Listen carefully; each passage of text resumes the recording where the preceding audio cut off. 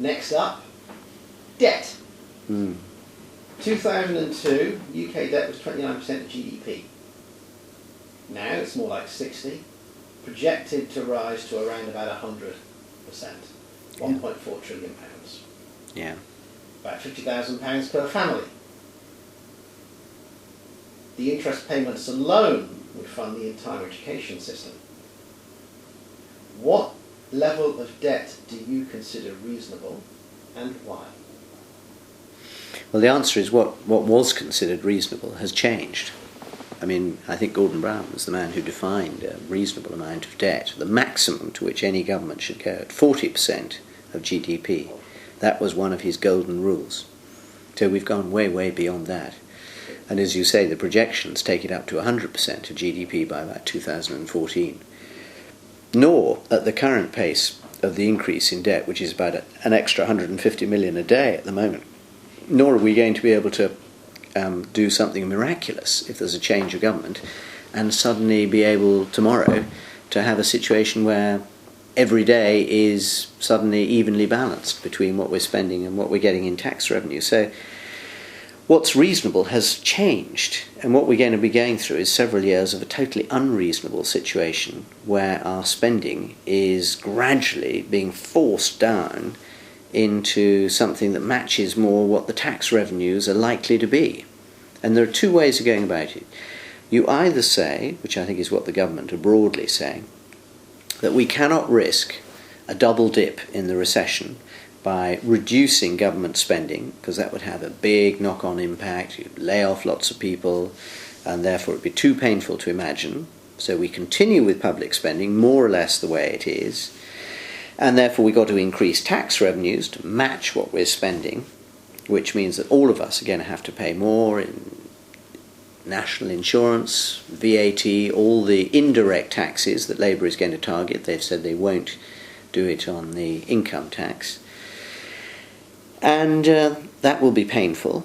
Or you adopt the Conservative approach, which is say, well, if the tax revenues on the current rates of tax are significantly less than they used to be, we then have to reduce our spending in line with that. We have to cut the cloth according to what we can afford.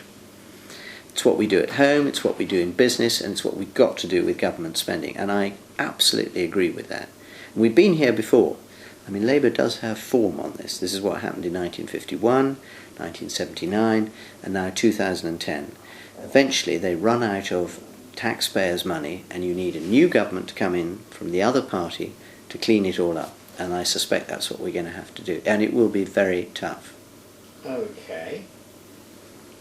I mean, and I think the answer to this is that even armed with these two very good, colourful pie charts of how taxpayer money is spent and where the tax revenues come from, and even assuming I had George Osborne's job and had already identified very specifically which particular budget I was going to chop the most and which tax revenues I was going to increase or decrease, or aim to, because you never have complete control over them, I doubt that I would sort of share all my thoughts with you. And bearing in mind that I'm only a humble candidate for Gloucester, it is not, in a sense, at my pay grade level that these big decisions are going to be taken. But what I can say is that I don't think it's so much, our approach isn't so much saying, well, you know, at the margin, we will aim to reduce the government spending in certain departments more than in others, although we have said we'll ring-fence the health budget. It's the only one we've said we will ring-fence, not because we don't think there are savings to be made in the health sector, there are, but the total amount of money we think will still be necessary there in order to provide the frontline health services for an ageing population. That will carry on increasing. So leave aside health. I think what inevitably it implies is that there are going to be some quite big changes on the social services budget. And I think that's an area where whichever party wins this election is going to have to radically look at where that money is being spent.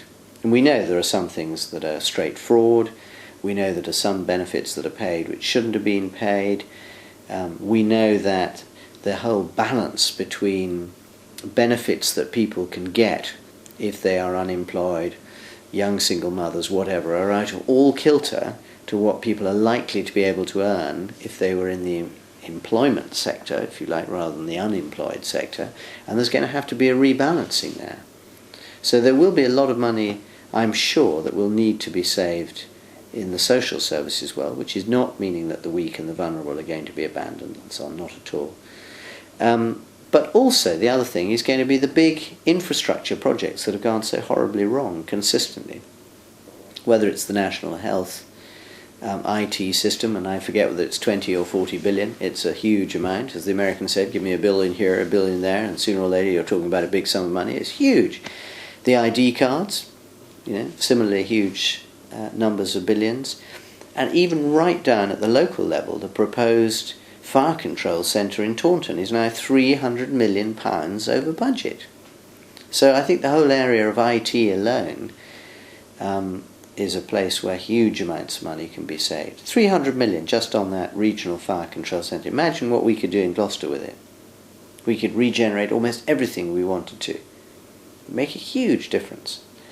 So I think that's the sort of example of waste in government that we would be targeting. Also, did you know that the hospital here, the Gloucester Royal Hospital, has 8 different inspectorates looking at what they do? And the Gloucestershire Constabulary has three different inspectorates. And why do we need so many people inspecting what these organisations do? In every hospital now, that couldn't possibly be a fact. If you take the total number of managers in the NHS today, there are 45,000 of them. That is 5 times more than we had in 1999. Why do we need 5 times more managers in the NHS? Is the system 5 times better than it was? I doubt it. So it's that sort of area that we've really got to be looking at.